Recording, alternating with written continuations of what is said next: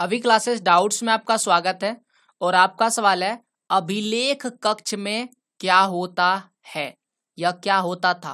देखिए यहाँ पर सवाल को समझिए। सबसे पहले आपको समझना होगा कि अभिलेख कक्ष होता क्या है। कक्ष का मतलब होता है कमरा, रूम। भारत में जब अंग्रेज आए थे तो अंग्रेज हर चीज का एक रिकॉर्ड रखते थे कि आखिरकार भारतीयों ने इन समय अंतराल में क्या किया और उनको किस चीज की ज्यादा जरूरत पड़ी और वो किस चीज पर निर्भर होते चले गए और भारत की जनसंख्या कितनी बढ़ रही है, लोगों की किन किन चीजों में रुचि बढ़ रही है, ये सारी चीजों का वो रिकॉर्ड रखते थे।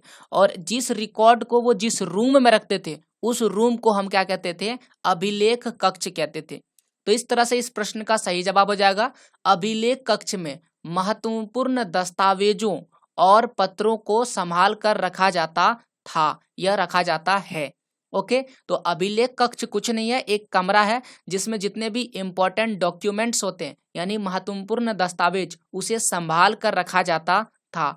चूंकि ये एक इम्पोर्टेंट डॉक्यूमेंट्स वाला क्षेत्र है, इसमें सारे इंपॉर्टेंट रिकॉर्ड्स रखे जाते थे और इसीलिए इसमें बहुत ही ज़्यादा सिक्योरिटी होती थी, यानी बहुत ज़्यादा इसमें गार्ड्स लगे हुए रहते थे। लेकिन जब अंग्रेज भारत छोड़ के गए तो इन रिकॉर्ड से हमें अंग्रेज की नीति के विषय में पता चला कि किस प्रकार से भारत में अंग्रेज शासन करते थे और वो किस प्रकार से भारत में दो बड़े बड़े पावर के बीच में फूट डाल देते थे।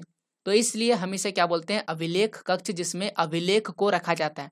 अभिलेख को ही इंग्लिश में रिकॉर्ड कहते हैं, यानी कि जब किसी चीज को रिकॉर्ड करके किसी चीज में हम रखते हैं तो उसे हम हिंदी में अभिलेख कहते हैं। तो अगला डाउट आप कमेंट में जरूर लिखिएगा। Thank you.